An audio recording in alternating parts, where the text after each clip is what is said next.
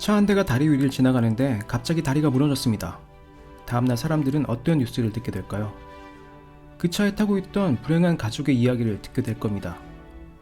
어디서 타서 어디로 가는 중이었는지, 부모는 어떤 사람들이었는지, 아이들은 얼마나 딱한 사연이 있는지 같은 이야기들을 듣게 되겠죠. 그런데 이 이야기들은 중요하지 않습니다. 정작 중요한 것은 무너진 다리죠. 다리에 어디가 문제가 있었는지, 설계 결함은 아닌지, 부실 건설은 아닌지, 정기 점검을 제대로 했는지 같은 문제가 더 중요합니다. 하지만 사람들은 몸이 건조한 사실들보다 이야기에 본능적으로 끌립니다. 예를 들어 볼까요?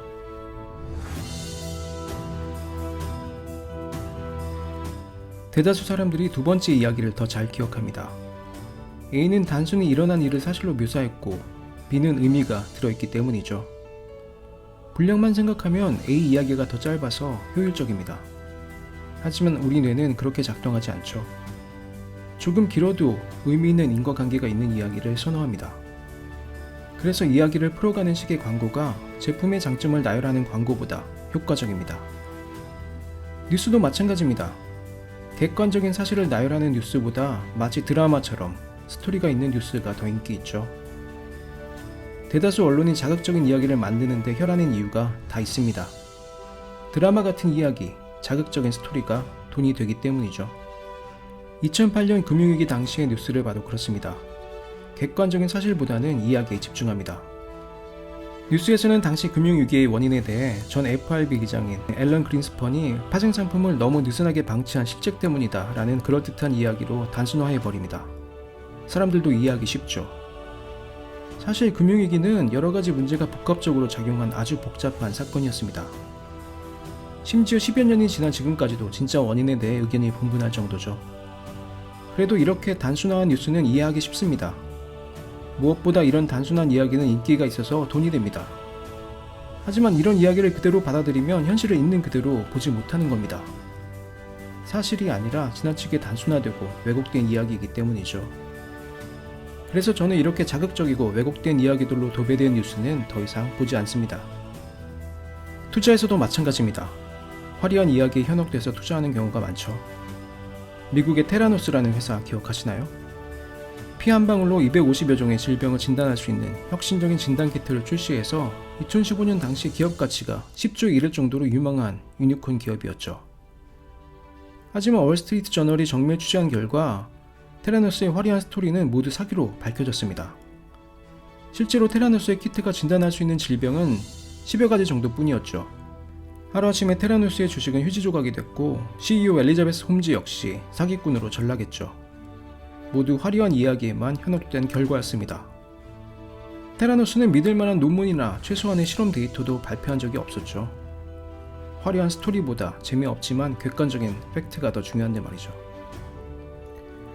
90년대 말에서 2000년대 초 닷컴 버블 시기에 이런 스토리텔링에만 기댄 묻지마 투자 강풍이 불었었죠.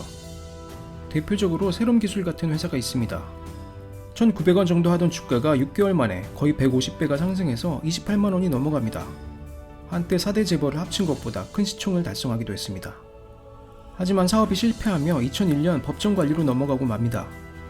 이 회사의 다이얼패드라는 국제통화 서비스가 통신시장을 제패할 거라는 화려한 이야기에만 투자자들이 현혹된 결과죠. 이 회사가 아무리 통신시장의 지배자가 된다고 하더라도 그 정도의 시가총액은 말이 안 되는 수치였습니다. 이렇게 이야기 편향은 투자할 때도 아주 위험한 결과를 만듭니다. 워런 버핏이 자신이 명확히 이해할 수 있는 회사에만 투자하는 이유도 바로 이야기 편향을 피하기 위한 것이죠. 일상에서도 이야기 편향은 엄청난 영향을 미칩니다. 사이비 종교나 사기꾼들도 이야기 편향으로 우리를 현혹하죠. 언뜻 들어보면 그럴듯한 이야기들에 혹하게 됩니다. 그 종교 모임에 참여하면 내 모든 문제가 해결되고 마음의 평안을 얻을 수 있을 것 같습니다. 그 돌침대에서 자면 불면증이 사라지고 금방 건강해질 것 같은 착각에 빠집니다. 하지만 결국 그저 말뿐이고 실제로 원하던 변화는 일어나지 않죠. 이런 이야기 편향에 빠지지 않으려면 어떻게 해야 할까요? 일단 화려한 이야기를 앞세우는 말과 글은 무조건 걸러야 합니다. 화려한 이야기 뒤에 감춰져 있는 실체가 중요하죠. 재미있는 이야기보다 조금 지루하더라도 정확한 팩트, 데이터, 숫자에 주목해야 합니다. 투자를 한다면 회사의 화려한 스토리텔링보다 실제 기술력이 있는지 여부나 매출, 이익, 성장률 같은 정확한 숫자에 주목해야 합니다. 보통 바이오 벤처들이 화려한 스토리에 집중하는 경우가 많죠. 이런 경우에도 무슨 암을 정복하겠다는 뜬구름 잡는 이야기보다 다국적 제약기업과 실제로 협업한 사례나 기술 수출 실적이 있는지 같은 팩트가 더 중요한 판단 기준이 돼야 합니다. 뉴스를 볼 때도 자극적이고 잡다한 이야기보다는 사실 자체에 집중해야 합니다.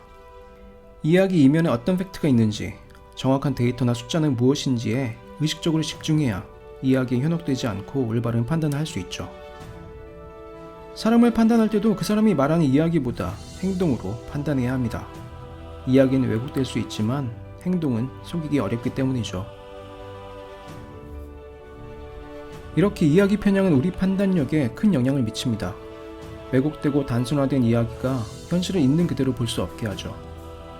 화려한 언변으로 이야기하는 사람, 그럴듯한 스토리텔링으로 혹하는 뉴스를 접하면 이야기 편향에 빠질 위험이 있다는 걸 인지해야 합니다. 이야기 자체보다는 그 뒤에 감춰진 팩트, 데이터, 숫자가 무엇인지에 의식적으로 집중하는 습관을 들여보세요.